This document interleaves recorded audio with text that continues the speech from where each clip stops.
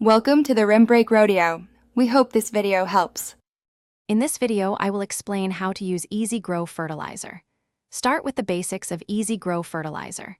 It's a powerful, concentrated liquid, so dilution is key for healthy plants. For general use, simply add 1 teaspoon of Easy Grow to 1 gallon of water. Stir the mixture well until it's completely uniform. This ensures your plants receive a consistent and balanced nutrient boost, promoting robust growth and vibrant foliage. Once your Easy Grow solution is mixed, apply it directly to the soil around your plants. It's crucial that the soil is already moist, as this prevents root burn and helps nutrient absorption. During the active growing season, aim to fertilize every 2 to 4 weeks. Remember, never apply fertilizer to dry or stressed plants. Always water them first for best results. Different plants have varying needs.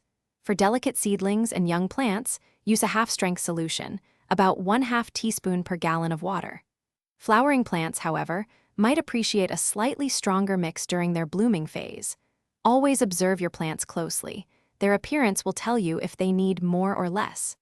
Adjusting the frequency and concentration ensures optimal health for all your green friends.